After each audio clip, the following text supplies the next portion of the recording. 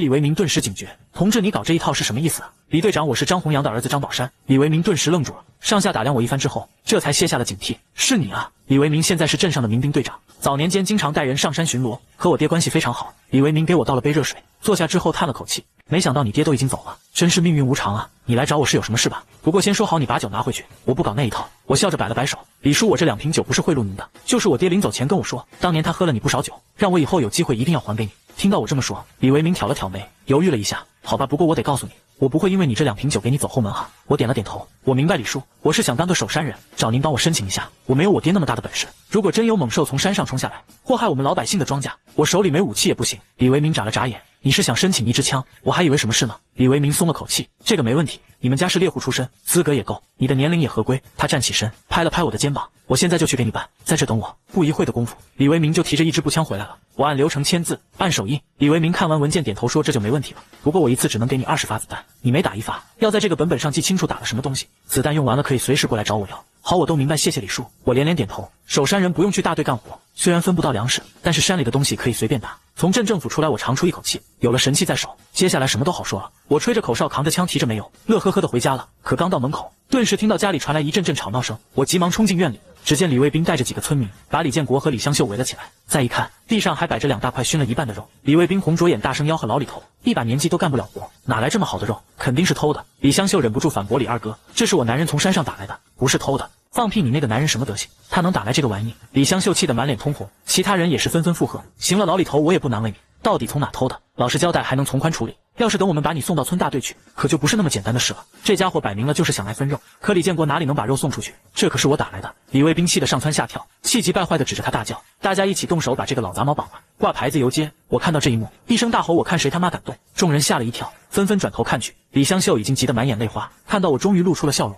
我走到人群中央，一把将几个人推开。你们想干什么明抢啊？你少在这里乱扣帽子！这么多猪肉不可能是你打的。李卫兵还想发动周围的人，反正大家见者有份。我抄起旁边的柴刀，大喊：这野猪就是老子从山上打的，谁敢抢我砍死他！李卫兵吓得退了好几步，其他想哄抢的也缩着脖子往后躲。他们心里都觉得奇怪，不是说老李头家的女婿是个废物吗？这他妈到底是谁传的谣言？他分明是个狠人。李卫兵眼珠子乱转，顿时又来了坏水。你上山打猎那是侵吞公家财产，我要去镇上告你，你就等着坐牢吧！一听这话，李建国顿时慌了神，他赶紧颤颤巍巍地走上前去，把我拦到身后，大声说：有什么事你们冲我来，和我姑爷没关系。李香秀也是担心的不得了，赶紧小声说：不行，你先跑吧，他们不敢把我们怎么样。哈哈，现在知道怕了。晚了，李卫兵蹦着往外跑，头也不回地去了村大队，其他人也是笑呵呵地等着看笑话。姑爷，你赶紧往山里跑，先躲躲风头再说。是啊，宝山，你快走吧。李香秀用力往外推我，你们别担心，等他把人叫来了，看谁认栽。我淡定自若地捡起地上的猪肉，不多时门外传来一阵密集的脚步声，李卫兵带着村里的民兵冲了进来，就是他违反规定，私自上山打野猪，快把他抓起来。大队长李德指着我问道：你不是我们村的人吧？我走上前，淡定地回答大队长：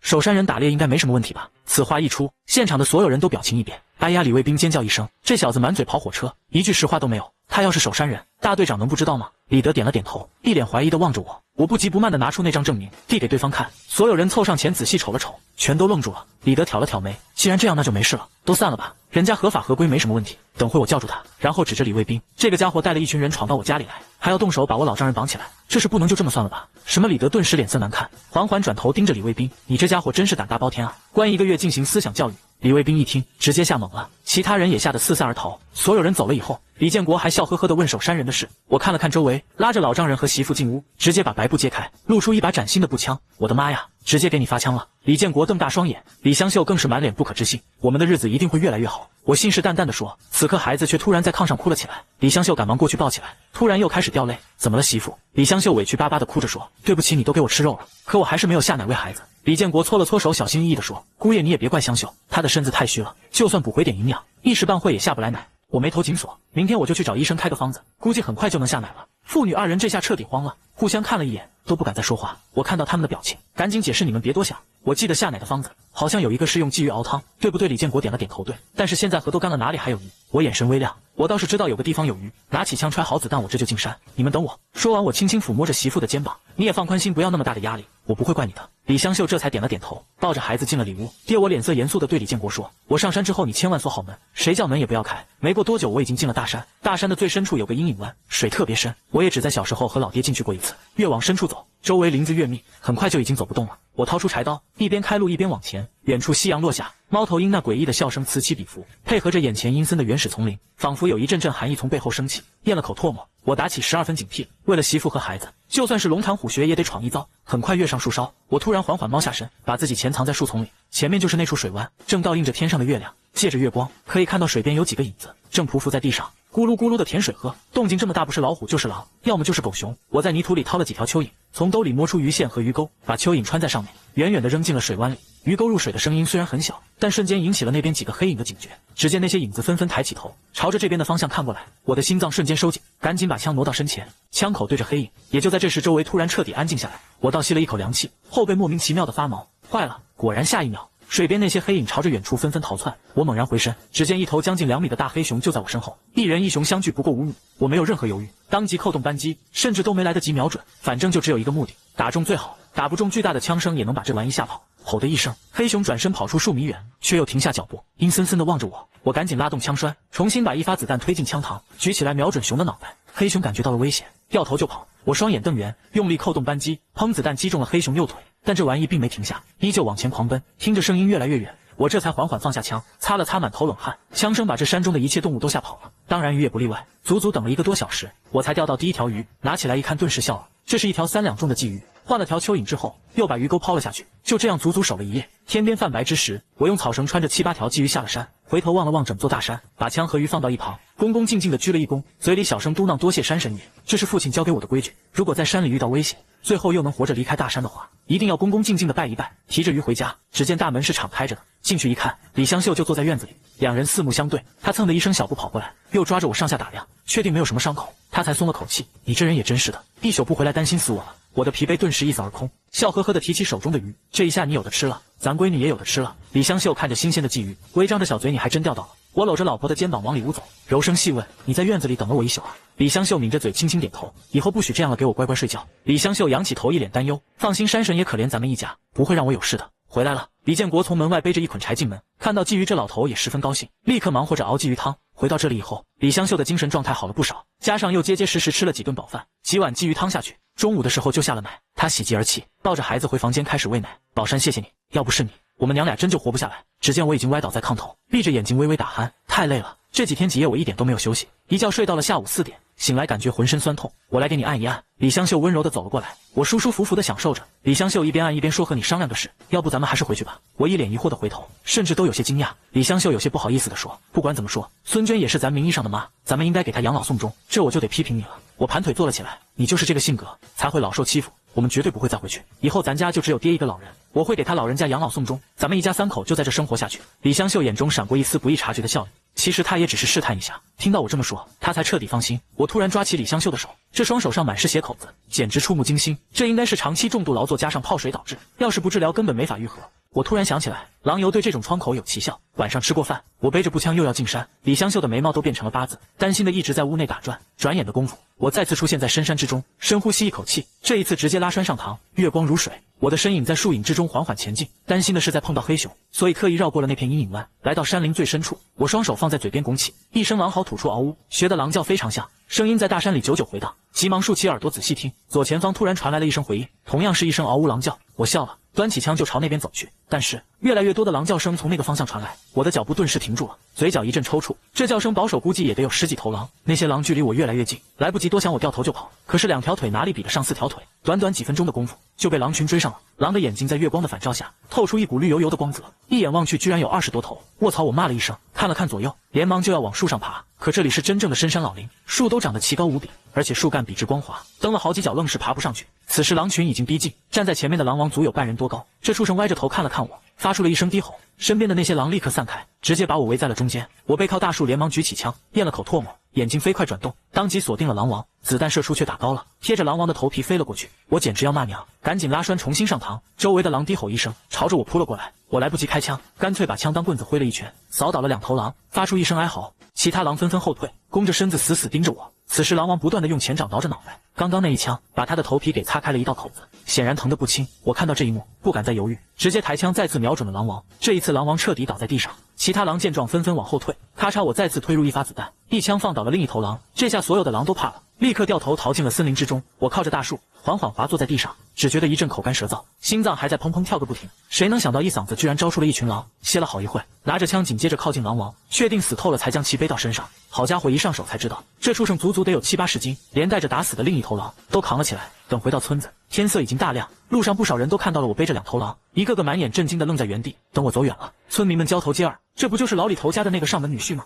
好家伙，他打了2头狼啊，其中有一头还特别大，搞不好是个狼王。回到家，我将2头狼重重地卸到院子里。李建国提着泔水桶出来，看到地上2头狼，吓得双腿发软，当场瘫软在地。我把狩猎经过说得轻描淡写，李建国却听得心惊肉跳。李香秀出来，看到自家男人身上又有血迹，他一阵皱眉，于是又是一番仔细搜身检查。不过我也乐得如此，满脸笑意地看着媳妇，这下你的手就有救了。我说着拉起李香秀的手，你要我的手哪有你的命重要？李香秀笑着嗔怪。2人到了院子里，我和李建国一起剥皮拆骨，李香秀负责烧热水。没多久，我就剥下一张完整的狼皮，能找人好好揉一下，然后给小家伙做一点狼皮帽子，再缝个狼皮小袄，一定很漂亮。李香秀坐在灶台边，明媚地笑着，这么小就穿狼皮，长大了还不得也得很啊。听得小两口你一句我一句，李建国心里别提多美了。他原本以为自己这辈子就这样了，哪能想到自己还能有这样的幸福时光。处理好2头狼，已经是中午时分，我用几个石头围了一圈，熬制了一大碗狼油，冷却的差不多了，牵起李香秀的手，轻轻的一点一点往那些口子上涂抹。李香秀心里只觉得美滋滋的，她往窗外偷看了几眼，突然凑过去用力亲了我一口。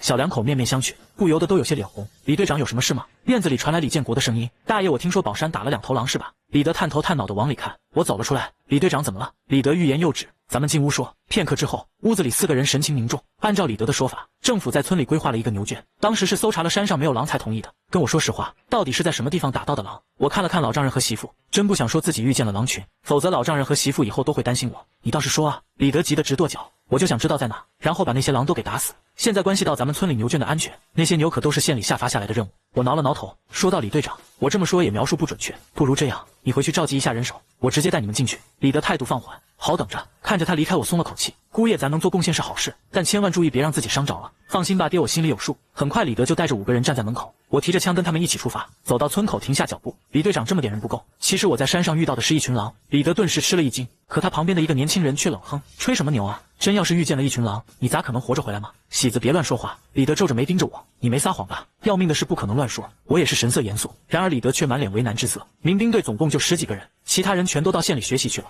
我眨了眨眼，那好说，把这个情况往上报，让他们派人过来围剿就是了。李德咬着牙道：“不行，一旦让上面知道这里也有狼群，肯定会把牛圈牵走。”李德思虑再三后，大喊一声：“妈的，管不了那么多了！同志们，上面把牛圈放到咱们这里是信任咱们这条命就是为了社会主义建设的。现在我决定，咱们几个直接上山干掉狼群，你们敢不敢？”这5个精壮小伙子互相看了一眼，齐声呼吼。李德点了点头，看着我说：“你要是害怕，把我们带到地方之后就可以回来。”望着这些人，我笑了，拿下背上的枪，斩钉截铁地说：“我是守山人，这也是我义不容辞的责任。”好，李德满眼欣赏。一行人随即进了山，我带着他们来到昨晚遇到狼群的地方。此时已经是黄昏时分，看着地上草纸上面的血迹，众人的脸色都凝重起来。检查弹药，李德目光坚定。一阵清脆的上膛声之后，所有人的目光聚集在我身上。这里就我一个猎户，论起搜寻狼群踪迹，只有我最擅长。狼王已经被我打死，剩下的狼群四散之后，肯定会选出一个新的狼王，我们就等天黑之后再引他们出来。李德点了点头。怎么吸引？我皱着眉思考了好一会。我来当诱饵。什么？6个人异口同声。狼群很聪明也很记仇，只要我的气味出现在林子里，新狼王为了树立威望，肯定要带着狼群前来复仇。解释明白这一点后，李德一阵挠头。可万一你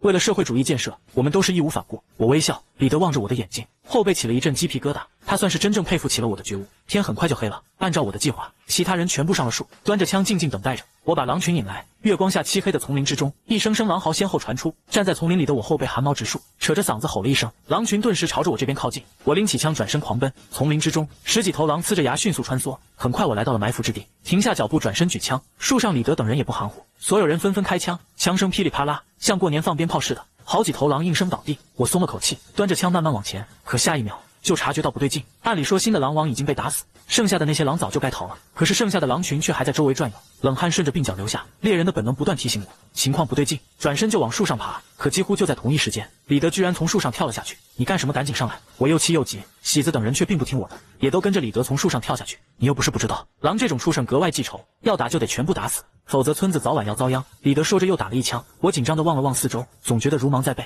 咽了口唾沫，赶紧解释情况不对劲，这些畜生肯定有别的目的先上树。你可真有意思，一群畜生而已，怎么可能还有目的？喜子摇着头哼笑，你们这些守山人啊，都是这么神神叨叨的。我刚要继续解释，一声虎啸突然从山中传来，紧接着便是几头狼的哀嚎，哼唧哼唧便没了动静。我瞬间反应过来，这些狼是故意把山中的老虎引过来了。听到虎啸声，李德他们6个人全都变了脸色。李哥，这是啥动静啊？喜子说话都带着颤音。李德结结巴巴咽了口唾沫。老虎他端着枪的手都有些微微发颤。你们还愣着干什么？赶紧上来！我大声嘶吼。奈何这些人已经被吓坏了，2条腿僵硬的挪都挪不动。宽大的虎掌踏出树丛，一头2米多长的大老虎冲了出来，体重起码得有300多斤。眼看着这头老虎越来越近，李德他们几个人吓得双手都在抖。喜子竟然当场吓尿了。老虎抖了抖耳朵，耳朵上白色的斑点逐渐朝前。我太熟悉这个动作，显然就是要扑过来的预兆。满头大汗，抬手就是一枪，紧张之下没有打中。老虎张开血盆大口，扑上来钳住李德的肩膀，宛如匕首一般的虎牙非常尖锐，咔嚓一声刺穿肌肉，直接洞穿了他的肩胛骨。李德惨叫一声，整个人瞬间被老虎拖进树林里。喜子双腿一软跌坐在地上，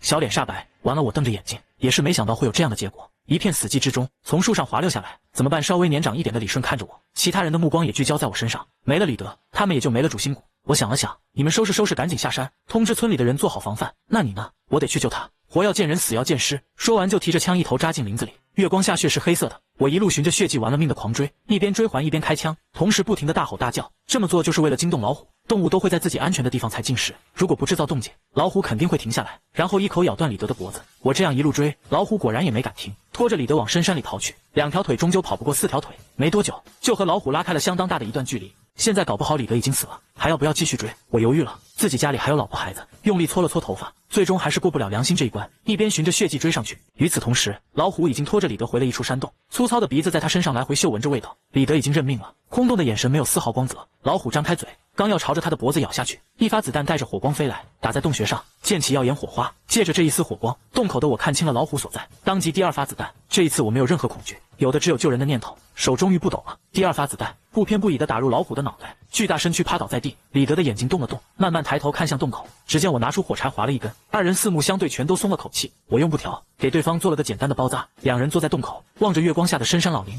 李德笑了，此刻他什么都不想说，只有劫后余生的极大喜悦，还有对我无以言表的感激。他伸出右手，脸色严肃地说：“兄弟，这个是过命的交情，我永远不会忘。以后我就当你是我的亲兄弟。”看了看他的手，我笑着一把握住好兄弟。二人一瘸一拐地往山外走，老远就看到山下一排排火把，喜子和其他人站在最前面。看到二人出来，所有人都呆住了，真把李二哥救出来了。喜子惊叫：“老虎呢？被我打死了！”我摆了摆手，先给李队长治疗。众人这才反应过来，赶紧把李德抬上担架。我实在是太累了，转身直接回了家。岳父和媳妇都没有睡，毕竟他们也听说了山上有老虎，尤其是听说我追着老虎去了，根本就睡不着觉。你可算回来了，没事吧？李香秀眼中带泪。没事，我先冲一冲，具体的我明天再和你们说。我一觉睡到第二天中午，被外面嘈杂声吵醒，爬起来一看，院子里叽叽喳喳全是人。你们这是？打虎英雄醒了，大家鼓掌。看着这些热情无比的村民，我愣住了，直到我看见人群里的李德，这家伙全身都缠着绷带，左胳膊还打了石膏，不过还好没什么太大的毛病。一个戴着八角帽的中年男人鼓着掌走了出来。宝山啊，我代表全体村民谢谢你，作为守山人你非常合格，一个晚上就除掉了狼群和老虎。今天在食堂办一场庆功宴，你是主角。说话的是村支书李汉生。人群一阵欢呼，簇拥着我去往食堂。说是庆功宴，其实没几个肉菜，不过对于此时的村民们来说，能吃上菜窝头已经很满足了。我表面上吃的还行，心里暗自吐槽，还不如自己在家里吃肉呢。不过借着这个机会，也算在村里立住了脚跟。庆功宴结束，我打算回家再好好睡一觉。李德突然拍了拍我：“兄弟，去我家一趟。”有什么事吗？我打量着他。到了你就知道了。李德笑嘻嘻的卖关子，而后就不由分说的拉着我回家。刚一进门，顿时就闻到了一股肉香。只见大铁锅里满满当当炖满了肉，我瞪大眼睛，把那些狼都私吞了。你看你说的什么话？我就说你的觉悟不行。李德翻了个白眼，差不多我都交上去了，这里头也不过寥寥几条狼腿。我也不见外，一屁股斜坐在炕上。你叫我来，就是想请我吃狼肉，不全是你是我的救命恩人。我今天是想好好谢谢你。李德说完，朝着里屋喊了一声：“媳妇，把东西拿出来吧。”只见一个30多岁的女人走出来，她身上穿着碎花袄，脸也保养得很好。很显然，李德平日里没有亏待过她。这是你嫂子梁桂花。李德在中间介绍，然而梁桂花却翻了个白眼，尖声尖气地说道：“我不懂，那么多你把家里的白面都送出去了，咱们家可就没粮了。”李德的脸色顿时有些尴尬，看着我笑了笑，赶紧过去把媳妇拉到一旁：“你怎么回事？咱家不是还有棒子面吗？是他救了我一命，我要是死了你一口也吃不上。”梁桂花气得直跺脚，转身就跑出了门。李德咬着后槽牙：“兄弟，你别笑话我，我这就只有2斤白面1瓶酒，你别嫌弃，都拿上吧。”一顿拉扯下来，也拗不过李德，我又不想占兄弟的便宜，最后回家倒了半罐子猪油。李哥，这是我的回礼，是兄弟你就别拒绝，我也不想看着你和嫂子打仗了。李哥眼中闪过浓浓的感动，他虽然是村里的民兵队队长，平时家里不缺粮，但是动物油可是稀罕物，一年都吃不上几回。我回到家又睡了一觉，李香秀就坐在旁边帮我缝补衣服。我在林子里跳来窜去，身上的衣服早就已经全是口子。再次睁开眼，天已经黑了。李建国父女2人在灶台边做饭，我瞅了一眼女儿，粉嫩的小家伙睡得正香，浓烈的父爱在心头蔓延，轻轻把闺女抱了起来。可下一秒，小家伙直接哇哇大哭，我慌了神，笨拙至极的晃动着：“哎呦，我的小祖宗别哭了！”然而这小家伙却越哭声音越大，我满脸无奈：“媳妇，这咋办呀？”来给我！李香秀一边擦手一边过来，只见他轻轻摇晃了几下，小家伙当场安静。我擦了擦急出来的汗，果然还得是亲娘管用。李建国端着一盆菜上桌，别闹了，赶紧吃饭吧。正儿八经的一大盆野菜炖猪肉，调味料只有盐，但是也挡不住香味四溢。一家人围坐在餐桌旁，我拿起窝窝头咬了一口，今天的窝窝头口感相当不错。李香秀的脸色却有些不自然，她小心翼翼地说：“宝山，你不要怨我，我是看你累了，才把今天的白面掺了一点点进去，想着让你吃得好点。”我笑着叹气：“媳妇，我说过很多遍了，你不要在我面前这么小心，我不会再像以前那样混蛋了。”李香秀松了口气，我拿出李德送给我的那瓶酒，用力吸了一口，真香啊！李建国眼神都直了，我赶紧给老丈人倒了一碗，爷俩一直喝到10点多，各自都有些微醺，终于收拾睡觉，躺在细炕上。李香秀钻进我的怀里：“谢谢你。”他前几日提起父亲其实很喜欢喝酒，但是已经很多年没喝过了，他没想到我居然把这样的小事也记在心里。一夜过去，第二天天色刚亮，我在院子里劈柴，宝山饭做好了在灶台上，我去洗衣服。李香秀端着木盆往外走，我点了点头，但是看了一眼，立马跟上去，翻动着木盆里的衣服。怎么了？李香秀十分疑惑。你拿什么洗衣服？我好奇地问。因为发现盆里并没有肥皂，李香秀有些无奈。咱家里没有肥皂，我就摘了一些皂角，然后弄了一些灶台里的烧灰，混合着用。他说的轻巧，没有肥皂洗衣服就得不停地敲，这可是个真真正正的体力活。而他还没出月子呢，我心里一阵酸楚，扔下斧子往镇上去。结果供销社里正好没货，说是都已经下发给各个村了，如果想要的话，只能去找他们买。我一下子为难了，手上可1分钱都没有。回村后，李德告诉我可以用猎物到村上去换，我想着用老虎换太不划算了，那就进山打些小东西回来换。事不宜迟，回去提着弓箭和步枪就上山了。由于上次打虎事件，镇上直接给我送了50发子弹，所以现在是底气十足。此时正是阳光明媚，树荫之下格外清凉。我凭借丰富的狩猎经验，没多久就用弓箭射杀了好几只兔子，拎着兔子往前走，身后突然传来咔嚓一声响，我瞬间回头，枪口已经对准那边。有了上几次的经验，现在反应相当快，可紧接着就愣住了。前面不是动物，是个人，而且还是熟人，一个满脸络腮胡的中年人，手里提着一杆单发猎枪。这人名叫张大奎，是我爹的结拜兄弟之一。两人各自放下枪，蹲在树下聊起了天。张大奎没想到我能走我爹的老路，他告诉我往南走大概2、3里路，有好几头鹿。我给他送了2只兔子。看着张大奎走路一瘸一拐的，心里一阵酸楚。在这饥荒年代，大家的日子都不好过。我暗自决定，如果能打到鹿，一定要给张大奎送一头去。转头往南边走，不多时就到了一处山沟，山沟里头则是许多低矮灌木。我端着枪走下山沟，突然前方传来一声怪叫，我立刻蹲下，这正是鹿的叫声。我顿时屏住呼吸，慢慢把枪伸出去。那头鹿丝毫没有察觉，依旧低着头吃草。瞄准许久，我却并没有开枪。现在所处的位置太差，开枪只能瞄准鹿的后脑勺，目标太小了，一旦放了空枪就再也追不上了。咬了咬牙，只能匍匐着往右边爬，想着挪动到鹿的侧面，打算瞄准鹿的耳朵，直接打个对耳穿。可偏偏这头鹿调转方向，只留给我一个白色的屁股。他妈的，我心里骂了一句，只能继续往前爬。咔嚓，不小心压断了一根树枝，那头鹿顿时警觉，抬头死死盯着我。这边鹿的鼻子抽动个不停，一旦闻见了人的气味，肯定立马就会跑。我的心都提到嗓子眼了，一动都不敢动，僵持了几分钟。这头鹿终于放下警惕，低头继续吃草。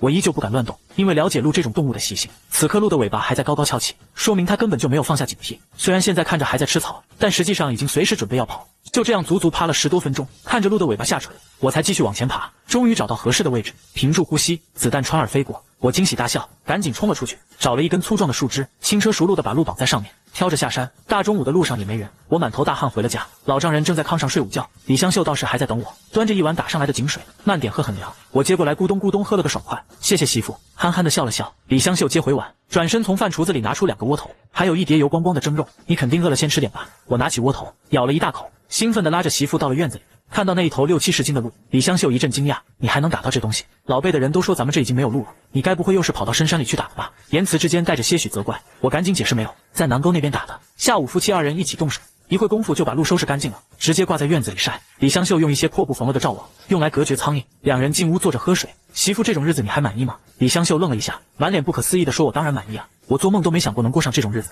我还以为这辈子就……他又想起以前的日子，眼神黯淡。我搂住他的肩膀，以前的事情就不要再想了，只要你高兴就好，我保证咱们的日子越过越红火。李香秀点头，突然又想起了什么事情。对了，中午李队长到咱家里来了，说是不管你打到了什么，直接去找他，不要去找村支书换东西。我想了想，好，那我现在就去。你要换什么东西吗？李香秀好奇地追问一句。我微笑道，我想换2块肥皂。说完转身出门，看着丈夫的身影，李香秀的小手紧紧揉在一起，眼里噙着泪花。她是真没想到，现在不但能够吃饱饭，丈夫还对自己无微不至的关心。擦了擦泪，她转身进里屋，把收集起来那些破布全部拢到一起，一针一线的鞋底，打算给我做一双新鞋。毕竟自家丈夫要天天上山打猎，鞋磨得很快。与此同时，我已经到了李德家里。做李德指了指旁边，是有什么事我也毫不见外。李德上下看了我一眼，你打到什么东西了？鹿？什么？李德惊叫一声，他显然也没想到我能够打到鹿，毕竟鹿在这几个村早就绝种了。行啊，你小子的运气可真够好的。我微微皱眉，到底啥事？收起震惊的眼神，李德神秘兮兮地说，你不是想换东西吗？我有个别的门路换得更多，而且还能直接换成粮票布票。一听这话，我顿时眉头紧锁。我说李哥，你这是正当门路吗？李德摆了摆手，脸色严肃，瞧你这话说的，没什么正当不正当，反正咱们不犯法，你就说你愿不愿意吧。那当然愿意了。李德嘿嘿一笑，那你先回家去吧，天黑之后我去找你，把你打的鹿准备好。对了，鹿角和鹿鞭给我留着，我拿好东西和你换。我阴阳怪气的笑了笑，哎呦李哥，要这玩意干嘛用啊？你说呢？李德翻着白眼笑了，不好意思，我打的是一头纯洁的母鹿，没有那些玩意。那算了，等着我去找你吧。李德摆了摆手。天黑之后，2个人一起出发。李德平日里挺正派，这次却显得鬼鬼祟祟。我扛着麻袋跟在他身后，心里猜得8、9不离10。所谓别的门路，应该就是有人收这种山货，这种事大小不一，若发生在大城市，就会被称作挖社会主义墙角，一旦被抓住，搞不好就会被枪毙。不过在这山村野乡，大家其实都是为了吃上口饱饭，这种事所有人都心照不宣，只要不捅出去，没有人会管。晚上，我背着麻袋跟着李德去换东西，没走多久，前方出现一座石拱桥，下面的桥洞里点着一盏气灯，这种气灯非常明亮，烧油的速度也相当快，一般人根本就点不起。我心里也在默默盘算，能点得起这种灯，看来这个收山货的挺有本事，一会讲价的时候得多要点。李德呲着牙笑，二舅我来了。收山货的是一个瘦瘦高高的男人，脸皮儿也是白白净净的，看起来也就30、40岁。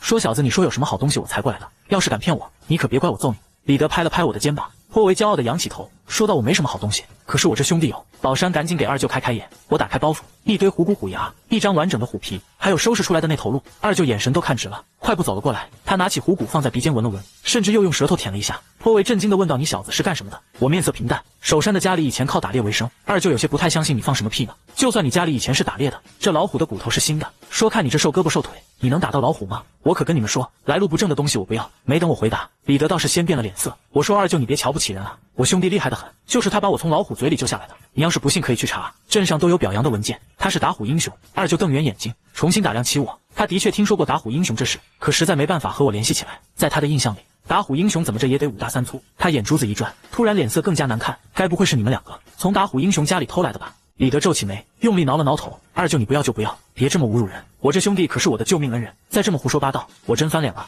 看着对方依旧心有怀疑，我微微一笑，既然咱二舅不相信，那不如这样去我家里看一看，一切就都清楚了。行啊，二舅周强欣然答应。三人一路去了我的家里，一进门，周强就发现挂在墙根的2张狼皮，其中1张还是狼王的皮。他满眼震惊，举着灯就过去仔细打量，用手摸了摸，竟然不自觉地笑了。这是好东西啊，你怎么不一起拿给我？切，你刚刚不还怀疑人家吗？李德翻了个白眼，说着他赶紧冲过去，把你这破灯关了，也不怕让人看见。换了一盏煤油灯，周强在院子里转了一圈，看着那么多的痕迹，终于不再怀疑，尤其是看到我家里居然还有那么多肉，甚至都不自觉地咽了口唾沫。赶紧的，你到底做不做这单买卖？李德在旁边不断的催促。没问题兄弟，你也别怪我，我这也算是混江湖的，难免是得谨慎些。我并未生气，我理解，只不过你绕了这么大一圈，价格上面是不是得让一些啊？周强眼神闪烁，心思快速活动，这小子有这么好的手艺，以后打东西肯定不少，正好有几个大主顾需要这些玩意。他摸了摸鼻子，笑容满面的说，这个当然了，这张虎皮和那些虎骨牙，我给你50斤的白面粮票怎么样？100斤我挑眉。周强愣了一下，从来没见过这样讲价的。我微笑着，装出一副憨厚模样。二舅我这兄弟比较认死理，你就给他100斤吧，你他妈怎么胳膊肘往外拐？我可是你表亲。二舅周强急眼了，偏偏手里有几个主顾都要这些玩意，他嘴角抽搐着说道的，算你厉害，不过我手上就70斤白面票，还有20斤棒子面票，你觉得合适咱就还，不合适我也没招了。李德和我对视一眼，自然是笑呵呵的答应了。周强把老虎身上的东西全部打包，虽然他也看上了那些狼皮和鹿，奈何手上已经没有粮票，只能嘱咐着抛下一句话，不许和别人换，以后我会再来。他离开后，我抽出20斤白面粮票递给李德，别，我就是牵线搭桥，真没有别的意思。我知道我拉过他的手，硬把粮票塞进去，这是我的一点心意，当我是兄弟你就别拒绝。李德竖起大拇指，好兄弟你真够意思。送走了他之后，我和李香秀高兴的一起数粮票，建国也是笑得合不拢嘴，这么多粮票，省着点够一家人吃半年了。可突然我收住了笑脸，不对啊，我是想去换肥皂的。你傻呀？李香秀推了我一把，有了这么多粮票，换个肥皂还不容易吗？对，看我这脑子。我连拍脑门，看了看满桌子的粮票，全部收起来递给李香秀，给我李香秀受宠若惊，甚至都不敢去接。当然了，你是我媳妇，以后家里的东西当然都要归你管，将来以后咱们挣大钱了，你更得好好管钱。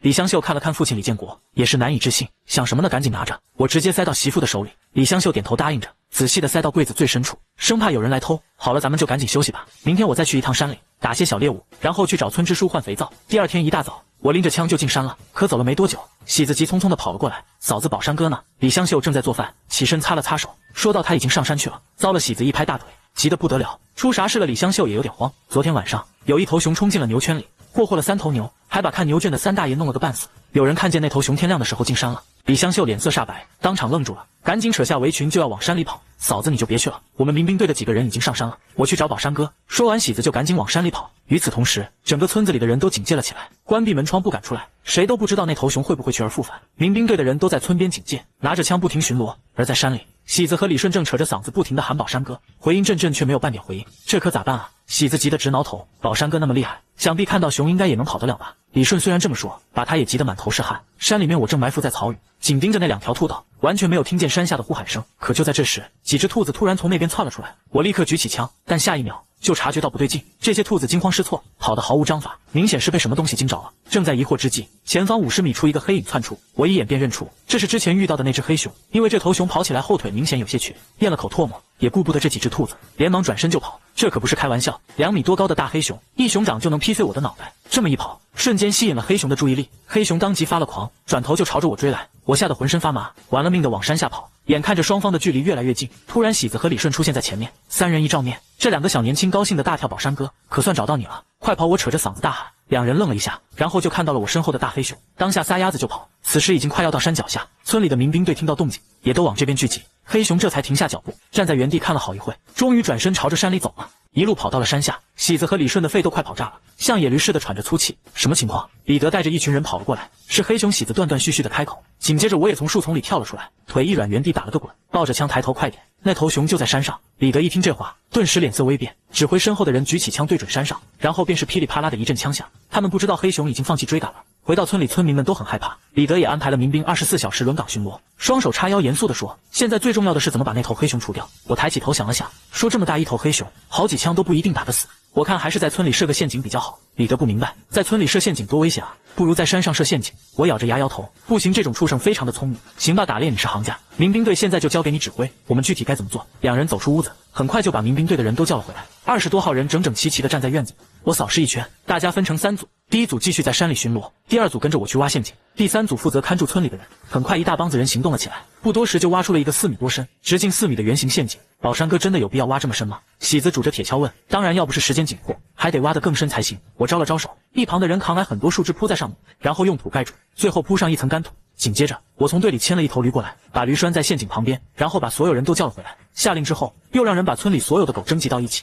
同样分成了4组分发下去。到了晚上，我亲自带队，所有火把熄灭，民兵队的人全都上了房顶。月光下静静地望着大山的方向，一直到了后半夜，那头黑熊果然出现，肥壮的身躯挪动着，小心翼翼地下山，鼻子在空中嗅闻了好一会，这家伙原地盘旋，想要进村又有所忌惮。黑熊的嗅觉极其灵敏，往往能够闻到几公里开外的血腥味，所以我等人也不敢靠得太近。身边的喜子有点焦急，慢慢探出枪口，我赶紧摁住他的手，盯着他摇了摇头。这个距离，想要一枪命中脑袋很难，这是一场耐心的较量。时间1分1秒过去，这头熊终于向前进村了，哼哧哼哧的呼吸声越来越清晰，众人的心也提到了嗓子眼。黑熊朝着村子北边的驴走去，院子里的几条狗顿时狂吠不止。黑熊果然吓了一跳，左右都是狗叫声，逼着他只能往前冲。那前方不远处正是陷阱，陷阱旁边的驴感受到了威胁，晃动着脑袋想要挣脱缰绳。看着黑熊越来越近，这头驴发了疯似的叫，不停地挣扎。黑熊停下脚步，盯着驴看了看，直接冲了过去。我和民兵队的人纷纷直起腰，满眼期待地望着。就在黑熊即将踏进陷阱之时，却突然停下了脚步，压低鼻子在地上闻来闻去。我心头咯噔一声，手心都开始冒汗。这头熊果然聪明，似乎看出下方是个陷阱，开始围着四周转圈。咬了咬牙，我端起枪瞄准黑熊脚下，一声枪响如炸雷，黑熊吓得浑身一颤，直接往前冲，正好掉进陷阱。这突如其来的一幕让所有人都呆愣在了原地。黑熊在陷阱里挣扎怒吼，我已经冲到陷阱边，居高临下俯视着黑熊。狗熊那乌黑的眼珠子透出阵阵恨意，巨大的熊掌力气极大，抓动着土墙就要爬上来。我移动枪口，又是一枪，黑熊瘫软倒地。李德等人气喘吁吁跑过来，看了我一眼，各自都探头探脑的往下看。我的妈呀，这头熊恐怕得有500-600斤，咱这山里居然有这么大的玩意！这些人七嘴八舌的议论着。没多久，村民们也举着火把围了上来，看见死熊都吓得瑟瑟发抖。最后10几个人一起才用绳子把黑熊拉上来。李建国和李香秀也赶了过来。村民们回头看了父女2人一眼，全都笑呵呵的让了条路。老李头没看出来，你的眼光还真厉害，掉了这么个金龟婿。香秀啊，下半辈子你肯定有福了。几个大婶笑呵呵的吹捧着。父女2人对视了一眼，心里也不由得提起一股自豪劲。正在人群吵吵嚷嚷之时，村支书带着人赶了过来，看见眼前的黑熊也是惊讶不已，转身重重一巴掌拍在我肩膀上。好小子，我就知道你能行。李德也在旁边帮腔，书记，这次咱们能够大获全胜，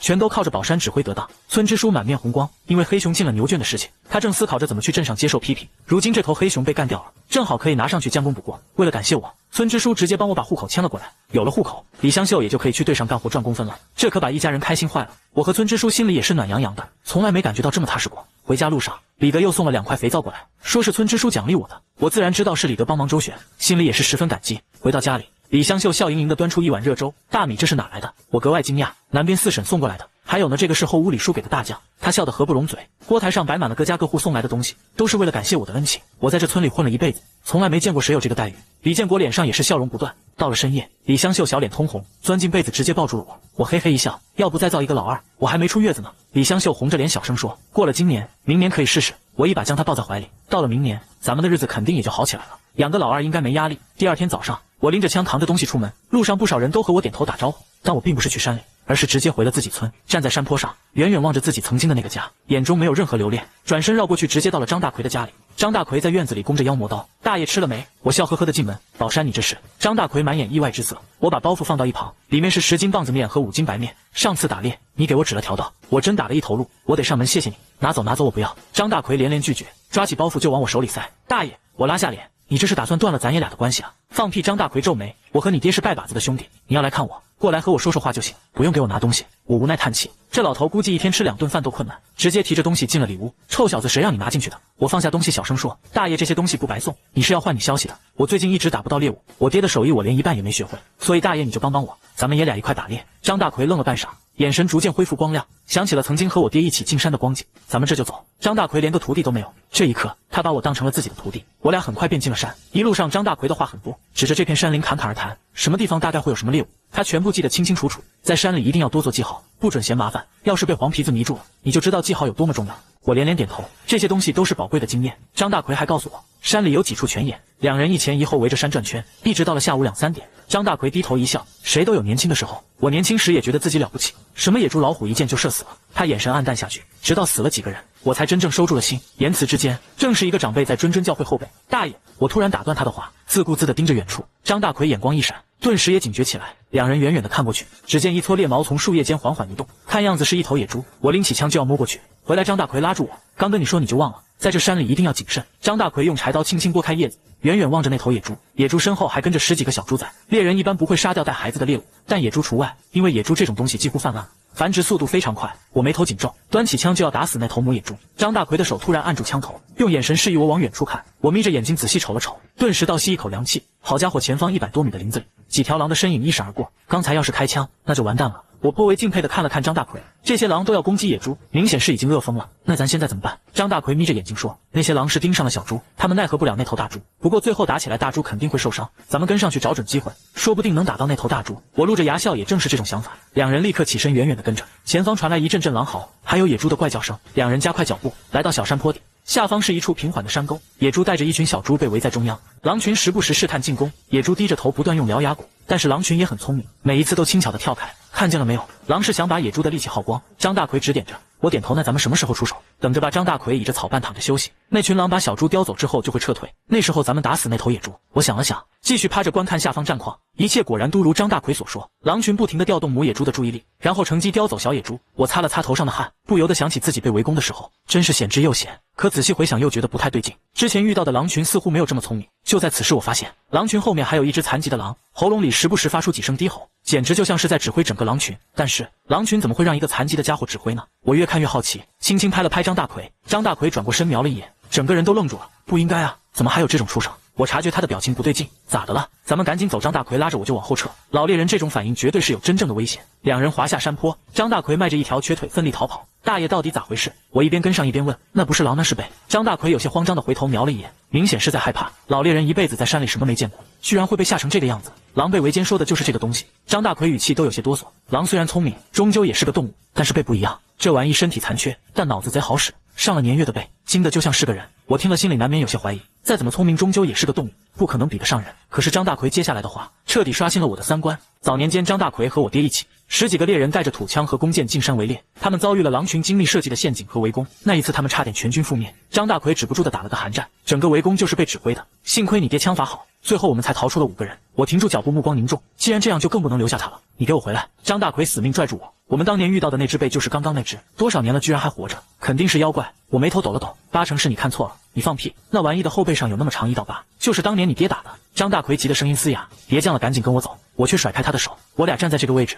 已经能够眺望到山下的村子。我是守山人，黑熊下山的事情刚刚过去，绝不允许这么危险的东西威胁村子，更何况手上有一杆正儿八经的步枪，隔着200米。也有信心一枪爆头。我回去趴在山坡上，把枪伸出去，眯着一只眼睛瞄准，距离那只狈顶多也就200米。我深呼吸，手指慢慢放到扳机上，远处的那只狈却突然回头了。我瞪圆眼睛，立刻扣下扳机。几乎在同一时间，那只狈立刻挪动身子，砰的一声，子弹击中了他的后腿。狼群纷纷停止攻击，转头望着我的方向，呜发出一声低吼。狼群立刻朝着我发起冲锋，心脏砰砰狂跳。我咬着牙，重新推上一发子弹。狼群距离我越来越近，我的目光却一直紧紧盯着那只狈。我的手很稳，再次扣下扳机，砰，子弹却打到了地上。原来就在电光火石之间，狼王冲了出来，咬住狈的脖子用力一甩，稳稳落在自己背上，4条腿发力转头跑进了树林里。我满脸不可置信，可狼群已经追了上来。我猛地起身，把枪当棍使，狼群围着我转圈，一个个龇牙咧嘴，随时都要扑过来。嗖，一支箭飞来，当场射翻了一头狼。张大奎在树上不断张弓搭箭，一支又一支射得很准，眨眼的功夫就有4、5头狼倒在地上，剩下的那些缩着脖子往后退，却依旧犹犹豫豫没有跑。我赶紧给步枪填充弹药。树林深处传来一声狼嚎，剩下的那些狼立马就撤退，眨眼的功夫消失在树林里。你怎么就是不听我的？现在好了，我告诉你，接下来半年你不准再往山里来，非要打猎也只准在山脚下转悠。这东西非常记仇。张大奎脸色煞白，言辞之间满是怒意。我握紧拳头，自己居然不是一个畜生的对手。大爷，这次是我莽撞了，咱们先回去吧。张大奎这才缓和了脸色。我先送他回了家，然后转头回到自己家里。一进门，李香秀就察觉到我的脸色不对。宝山遇到什么事了？我并没有把今天的事说出来。吃过饭，我坐在灶台旁，看着跳动的火光，眼神逐渐凶光毕露。爹媳妇，你们先睡吧，今儿晚上我得进山一趟。还去啊？李香秀有些心疼，我背着枪就要往外走，等一下你把这双鞋换上。李香秀已经缝好了一双新鞋，我低头看了看露着脚趾头的旧鞋，笑呵呵的接过来。夏夜凉爽，我并没有直接进山，我先去了李德家里，把白天的事说了一遍。李德微皱着眉，还有这种东西，真他妈邪门！我目光凝重，我想借你的那把匣子炮。李德手里的确有一把崭新的德国匣子炮，这玩意1-2秒的功夫就能打出20多发子弹。李德天天当宝贝供着，我借给你，这东西有可能威胁到咱们村子的安全，我也不能小气。说着，他从里屋把那枪拿了出来，还有2个弹匣，我就这40发子弹。他恋恋不舍地递了过来，你可千万小心用，别给我整丢了。我握在手里掂量了几下，放心，人在枪在。我趁着月色再次进入山里，来到白天那处山坡，我把步枪检查了一遍，又再三确认，打开了匣子炮的开关，沿着当时那只被逃走的方向追。远处的山头上突然传来一声狼嚎，紧接着便是一片片狼嚎声此起彼伏。我脚步轻快，循着声音跑去，鼻子动了动，前方的狼腥味格外浓重。我立刻停下脚步，我在一棵大树后探出半张脸往前看，一群狼围堵成一圈，仰头对着明月长啸。在狼群的中央有好几只细长的黄鼠狼，地上还有一只死去的狼崽子。看这架势，应该是黄鼠狼咬死了狼崽子，又被狼群给围了起来。我不想管这些，我的目光一直在寻找那只狈。终于，我看到那只狈躲在狼群的角落里，还有树叶阴影遮挡，不仔细看根本看不清。狡猾，我心里暗说一句。我爬到树上，架起步枪瞄准背，屏住呼吸扣动扳机，子弹直奔背的脑袋。子弹居然打到那东西背后的树上，我大吃一惊，满眼不可置信。这个距离瞄得还那么准，怎么能打空呢？可事情就是这妖巧，我扣动扳机的瞬间，那只狈刚好累了，趴倒在地，子弹就这么擦肩而过。枪声打断了狼嚎声，狼群绿油油的眼睛纷纷看过来，我心里发毛，但我却并不慌，因为我在树上。这群狼再厉害也爬不上来。咔嚓咔嚓，我快速退壳上弹，但再次瞄过去的时候，那只狈的身影已经消失不见。狼群在草里慢慢缩小包围圈，把我困在了树上。就在此时，我看到一个黑影从狼群后面横着跑了过去，看那一瘸一拐的姿势，还敢挑衅我。我举枪就射，子弹没入草丛，很显然没打中。紧接着那只狈竟然又从草里探出头，挑衅似的看着我。我靠，我一枪接一枪，一连开了10几枪，竟然都没有打中。我端着枪愣住了，脑海中浮现张大奎说的那些话，难道这狈真的已经成精了？咽了口唾沫，我原本有恃无恐的心悬了起来，看着那玩意在草丛里蹦来蹦去，我心里的怒火蹭蹭直涨。我突然有一种冲动，想要冲下去干掉这只狈。这种想法越来越强烈，我的脚踏出树杈，可就在悬空的一刹那，我的理智猛然回来了，冷汗顺着额头滑落。我望着下方，发现狼群都仰着头静静地看着我，刚刚差点被这东西给迷住了。那只狈似乎也看出了我没有中招，钻进草里彻底消失了。我心里暗自发很好啊，敢跟我玩这套，我他妈突突了你们！我大吼着掏出匣子炮，用力扣紧扳机，砰砰砰，20发子弹倾泻而出，瞬间打死了5、6头狼，剩下的狼群掉头就跑。我换个弹匣，举起来又要打，可狼群距离已经有点远，我干脆端起步枪开始点名，每一发子弹射出，都有一头狼倒地。打完5发子弹，我手速极快的在填弹药，可就在这时，我突然听见身后传来挠树干的声音，我猛然转身，这一眼差点把我的魂吓掉。身后树下正有7、8只狼在叠罗汉，已经快要掏到我的屁股了。要不是我的耳朵好使，这回肠子都得被掏一地。没有任何犹豫，抬手就是一枪，子弹射入最上方那头狼的眉心，上面那几只狼失去平衡，摔了一地。我也在此时终于发现，那只狈不是跑了，而是绕到了我的身后。这几只狼叠罗汉全是他在指挥，狈此刻就躲在不远处的草丛叶子下面，可是只藏住了脑袋，屁股和尾巴还露在外头。王八犊子，我让你躲！我抬手就是一枪，只听嗷的一声，狈怪叫着跳了出来，张着嘴不断的去咬屁股，可那里已经鲜血淋漓，脊椎骨被轰断了，挣扎了几下就躺在地上，只剩下喘气的份。我目露凶光又补了一枪，确定那玩意死透了，没了主心骨，剩下的狼乱作一团，我干脆直接跳了下去，拿着匣子炮突突一通，最后仅存的一头狼跑进了深山里。我回头看了看地上的那只狈，已经彻底嗝屁了。我好奇地走到刚才狼群围成一圈的地方，黄鼠狼早已消失得无影无踪，但这深山里面怎么会有这么一块平地？这明显是人造的。我蹲在地上，用手抚摸着青石条，上面有非常规整的篆刻纹路。看这些青石条堆积的规模，下面似乎是一条甬道。我倒吸了口凉气，该不会是发现了什么古墓吧？这穷乡僻壤的，也没听说有贵族啊。我怀着疑惑，拨开藤条钻进甬道，眼前突然出现了一处山洞，2米多高，漆黑无比。我打开包袱，拿出一个小铝盒子，里面是火镰，再从包袱里拿出松油火把点燃。我举着火把，端着枪蹑手蹑脚地往前靠，脚下是已经干燥开裂的淤泥，还能看到很多狼蹄子的印记。很明显，之前那群狼就在这洞里栖息，一直走了大约50多步，眼前豁然开朗。举着火把往上看，大概3、4米高，200、300平的空间，中间摆着很多的大木箱子，上面还有很多加固的木条，还写着一些斑驳的字。举着火把靠近，我皱着眉费劲的辨认，迫击炮啊！下一秒我心脏骤停，赶紧把火把拉远。难道说这几十箱全是炮弹？我顾不上满地狼的尸体，连夜跑下山和李德汇报了情况。听到有炮弹，李德满眼放光，让我带路，带着民兵队就进了山。直到第2天上午，我才和民兵队一起下山，顺手还把那些狼都扛了回来，全都堆在我的院子里。兄弟，李德拍着我的肩膀，这次你可立大功了。刚刚书记跟镇上确认了，这批炮弹正是之前遗失的那一批。他舔了舔嘴唇，小声说到，省里和军区都在找你，就等着拿嘉奖吧，说不定还能得1枚奖章呢。我彻底松了口气，功劳什么的我没兴趣，能活着回来已经很高兴了。我得赶紧和书记去一趟镇里。书记说了，这些狼全都归你了，天热你赶紧收拾收拾吧。李德说完就赶紧走了。李香秀和李建国十分担忧地看着我。宝山，你没事吧？我转过身，一把将媳妇抱进怀里。香秀能再看见你真好。李香秀眼眶泛红，院子里这么多头狼，她能感受到自己男人肯定是经历了九死一生，所以才会由此感叹。一家三口忙活着处理这些狼。下午梁桂花也笑嘻嘻地过来帮忙。我的大兄弟就是厉害，这么多狼吃肉也得吃好几天啊。我自然听出他的话外音，笑呵呵地回道：老子我们肯定吃不完，一会你拖2头回去吧。哎呀，那多不好意思呀。梁桂花笑得无比灿烂，手脚麻利地挑了2头比较大的狼放在脚边，忙活了一下午才弄完。院子里挂满了狼肉和狼皮，一家三口叉着腰看着，脸上都是丰收的喜悦。宝山，左邻右舍之前给咱们送了不少东西，我们是不是也该回礼？李香秀小心翼翼地看着我，我抓住她的肩膀，家里的东西你说了算。李香秀这才放松地笑了好，不过家里不管有什么事，我都得和你商量商量。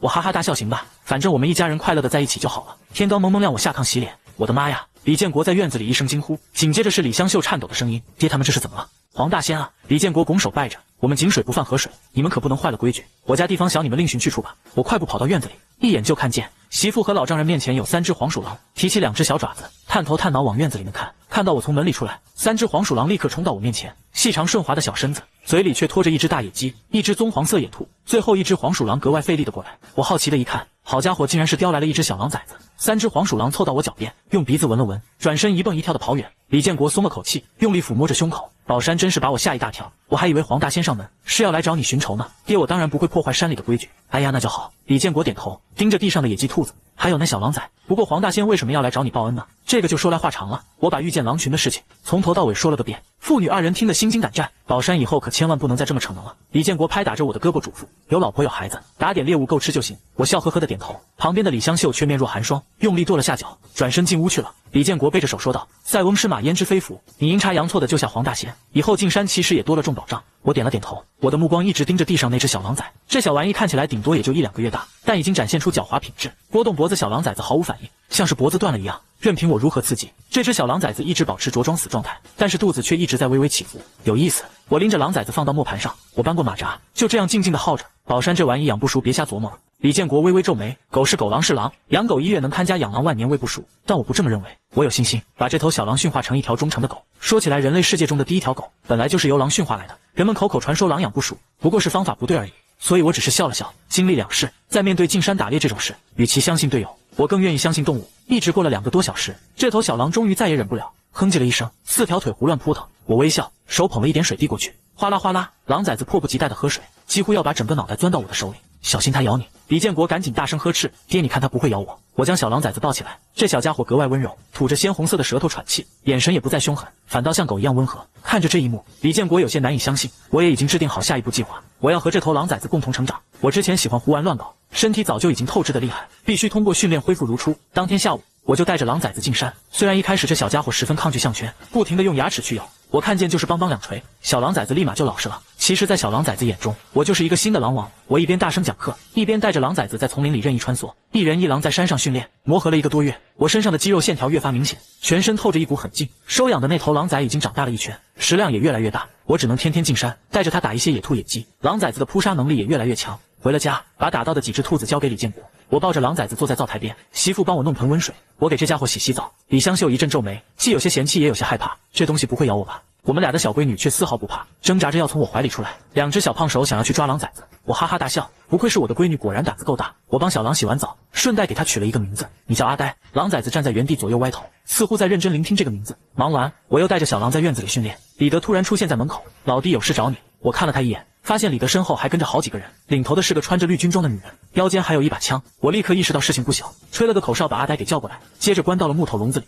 李哥进门说吧，不用你先出来。李德招了招手，他拍着我的后背，回头望着李香秀笑：弟妹，弟妹你别担心，不是什么危险的活，他得和我们出去几天，你体谅体谅。李香秀当然得顾及我的面子，连连摆手笑道：李哥别开玩笑，只要能为咱们村里做贡献，我一定会全力支持他。李德点了点头，拉着我出去，一行人也不说话，一直来到山脚下。民兵队在四周警戒，他们身后赫然是10几辆驴车，每辆车都装得满满当当，看样子似乎是粮食。我指了指疑惑地看着李德，是隔壁镇上的运粮队，刚从县里回来。李德抬着手介绍，他们有点事在路上耽搁了，为了能够按时赶回去，必须得从咱们这番山，山里的情况你比我熟悉，所以他们请你当个向导，顺便兼任护标的。他指了指那位英气十足的女子，这位是运粮队的队长，叫霍雨。接着他又对霍宇说：“这位就是我们这有名的打虎英雄张宝山。”你好，霍宇笑起来明眸皓齿，手上虽然有茧子，但也依旧细嫩。我礼貌地笑了笑，然后就拉着李德走到一旁。这我如果跟着他们过山了，山里要是再有什么情况，我可就是擅离职守。这个你放心。李德拍了拍我的胸口，镇上都有文件，你安安心心的带路。另外，李德摸了摸鼻子，搂住我的肩膀，路上一定要好好照顾霍宇，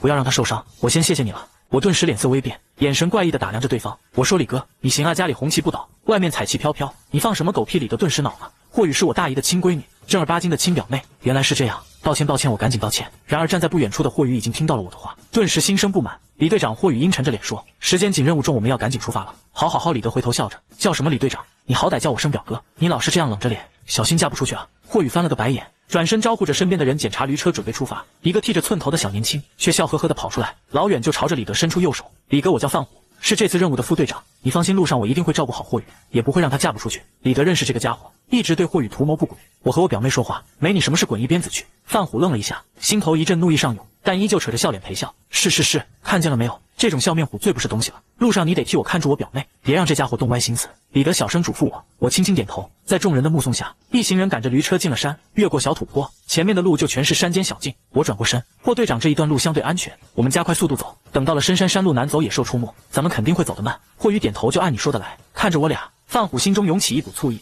一口一个咱们叫的还真亲啊。他小声嘟囔了一句。一行人就这样前进了一天，除了路上碰到的几只野鸡和兔子外，什么也没遇到。接着是第二天，马上就要进入深山区了。我大声说道：“我要立几项规矩，任何人都要严格遵守。第一，不准乱叫，说不定会引来什么东西。第二，谁都不准掉队，就算地上有个金疙瘩也不准捡。第三，自然是不准乱吃东西。山里很多东西看着挺漂亮，一口下去可能小命不保。山势越来越陡峭，所有人的体力消耗得很快。等会范虎有些上气不接下气，他断断续续地说在着急，也不能把我们都给累死。休息一会。”我转过身，我脸上也出了不少汗，但呼吸还是颇为均匀。得亏前段时间和狼仔在山上练体能。我下意识地仰起头，想看太阳判断时间，但浓密的树叶遮住了阳光，根本看不清太阳的具体位置。现在是下午2点1刻多。霍宇喘着气说：“这正是最热的时候，还是让大家休息一下吧。”我咬着牙，我何尝不想休息，但是现在是最安全的时候，大家再坚持，一口气赶